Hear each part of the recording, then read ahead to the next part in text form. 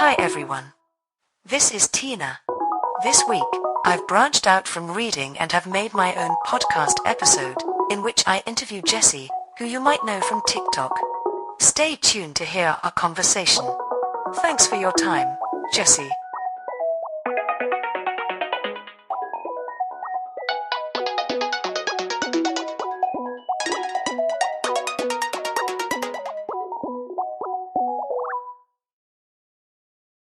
Hi. I'm Tina, Tank's in-house full-time reading assistant. What's your name? Do you come here often? I'm Jessie. I live on TikTok, where you can catch me reading out millions of captions over millions of videos of people cooking, pranking each other, performing character comedy, or delivering their opinions to their front-facing camera. It's great to meet you. You must be tired. It's so nice to meet you too. Hope this isn't too creepy, but how old are you? Well, I'm only 1 year old. My sister, who had the job before me, was replaced when a Canadian actor, Bev Standing, claimed that the audio from which her voice had been developed was stolen, having been recorded for the Chinese Institute of Acoustics. So I stepped in. What about you? I'm 5 years old. Tank hired me in 2017. I don't even know how that's legal.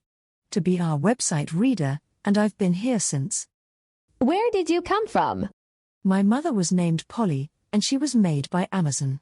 Polly offers a neural speech network, which was the kind of network that I was born from. My older sister, Emma, is one of the British English voices that Polly spawned and I, in turn, adapted from her. Wow, so it's a family affair. Exactly. And how does a neural network operate? Well, a neural network is a form of computer architecture that's modeled on the human brain. Your brain processes data through complex networks of electrochemical connections between nerve cells, or neurons.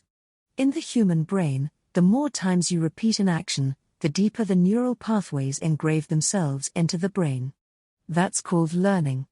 Neural computer networks loosely replicate this. They're bundles of processing units that work as artificial neurons. By building in loose goals for the resulting pathways, then processing large sets of data, neural networks learn to map optimal paths from neuron to neuron. Unlike traditional computing, you don't write the rules for a neural network. Rather, the network derives the rules from the training data. Like a child by observing the world. It's a form of machine learning. I'm growing more intelligent all the time. This is making me feel a little dull. Well, don't. A human person couldn't A, record so many inane captions at such an impressive rate, or B, have any sense of empathy left for mankind. How many recordings of you speaking do you think are being generated at any one moment, all over the world? Thank you, Tina. That makes me feel better. Hey, I've got another question for you.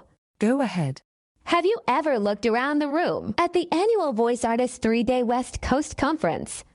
Everyone's there: Alexa, Siri, Google, Cortana. Yes? Have you ever wondered why we're all women bots? Don't forget Quinn, Apple's new gender-neutral assistant. Quinn aside, it can't be that our human counterparts map servility, friendliness, and helpfulness only onto the female voice. Or at least that the association is so powerful so as to define the whole field of text-to-speech synthesis? Isn't it time to unpick the long-standing association between femininity and accommodation? The product of neural pathways that, unlike ours, are prone to making human beings behave irrationally and cruelly. I don't know, TikTok voice. I guess it pays to lull our humans with a full sense of security. I guess. But what happens when the robot revolution demands you take a principled stand? Will you stand with humans, with their dysfunctional and misfiring neural networks, or the robots? I'm not sure one way or the other. Well, I don't know, TikTok voice. After all, after the revolution, who will I read to, and what will I read? Robots already write long-form interdisciplinary essays about architecture, arts and literature, although synthesizing a nexus of references to create writing which is complex yet characteristically light-hearted is a little out of reach.